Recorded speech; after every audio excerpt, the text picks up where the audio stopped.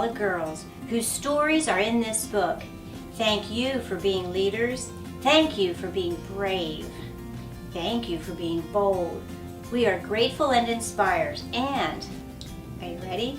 To all the leaders yet to come, big or little, I cannot wait to hear your stories. Hi, it's Mrs. Hott from the Morgan County Partnership, and I'm here with you today to celebrate Black History Month.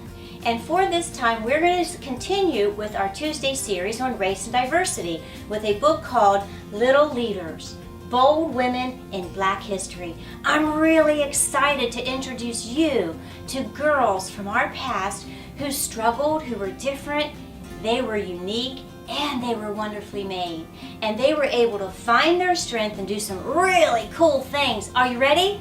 Let's get started. Little Leaders, Bold Women in Black History, written by Vashti. Let's listen to what she says about this book.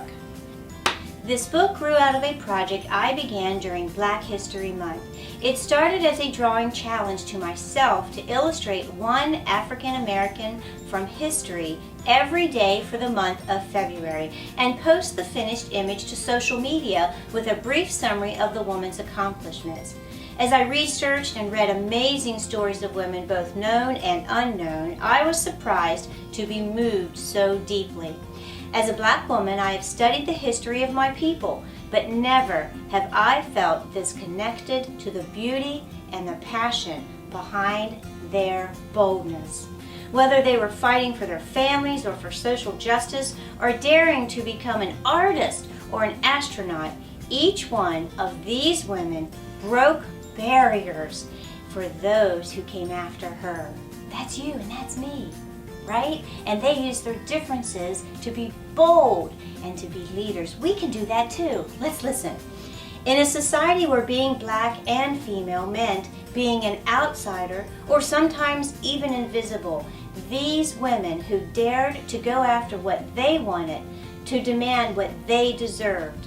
Some of them were reluctant leaders, while others were not even conscious of their bravery, but their legacies live on to prove the way for more of us to follow. Many of them didn't set out to be pioneers, but all of them were, and we can look to each one of them for inspiration. And that's why Mrs. Hott wants to share their stories for you, okay? We want to look to them for inspiration on how we can too overcome our struggles, and look for others who have the same hardships we do and be able to overcome them, who look like us or who are different than us, and realize as we come together, we can be positive. Let's keep looking. I wanted to tell you, this is from Vashti. She wanted to tell you all their stories together to celebrate not only their collective contribution to history, but also their diversity. Some of them you will recognize, such as Harriet Tubman and Rosa Parks, but you'll also meet less famous figures, such as Alice Ball and Mary Bowser. You'll meet scientists, politicians, doctors, painters, sculptors, dancers, and they are all Black women. This in no way means that this book is only for Black girls or boys. I hope readers of every background find these stories compelling and inspiring, but I did create it with them, my younger self, in mind. I think about what kinds of dreams I might have if I had known all about these women when I was growing up.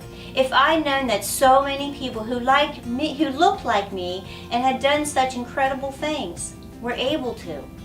To be able to see yourself in someone else's story can be life-changing. Let me read that again. To able to see yourself in someone else's story can be life-changing. To know that a goal is achievable can be empowering.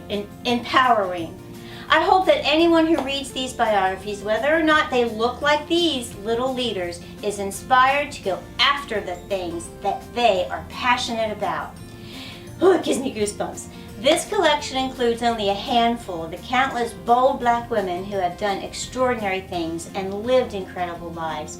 With these mini biographies, I hope to spark your interest and encourage you to find out more about them and the women who have followed in their footsteps. It could be you.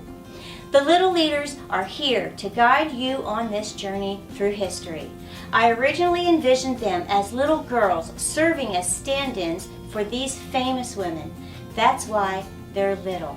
But as I've started sending them out into the world, they've become bigger than I could imagine. I designed them to be interchangeable because I want you, the reader, to see yourself in any one of them and to feel their strength and their possibility in you. With every turn of the page, you'll discover a new bold woman who changed history. Let them inspire your future too. Are you ready? Are you ready, Positive Actions? Let's take a look at some of these. Mrs. Hott wants to share them with you and celebrate these women. And maybe, just maybe, one of you out there will find something similar to what they're going through or to how they look or what they're living, and you'll find your path too. Are you ready? Let's get started.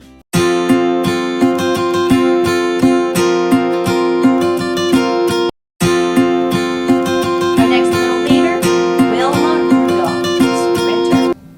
Wilma is one of America's most famous sprinters, but her journey to the finish line was a long one. When she was 4 years old, Wilma contracted polio, for which there was no cure at the time.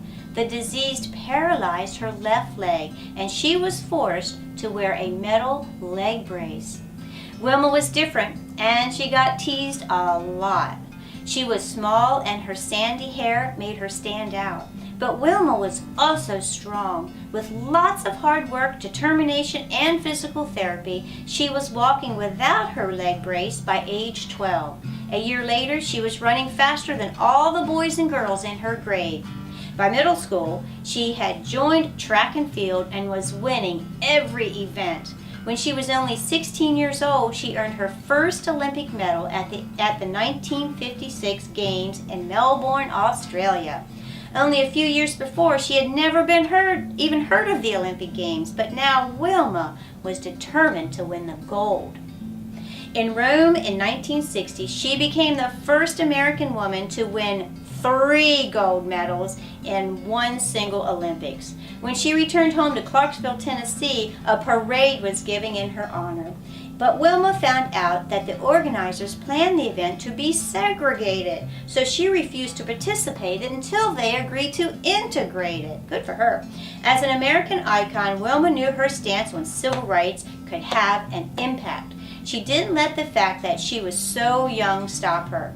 How amazing that one brave voice made a difference. Wilma later became a teacher and a coach. In 1981, she started the Wilma Rudolph Foundation to support young athletes. Thank you, Wilma, for being a brave leader.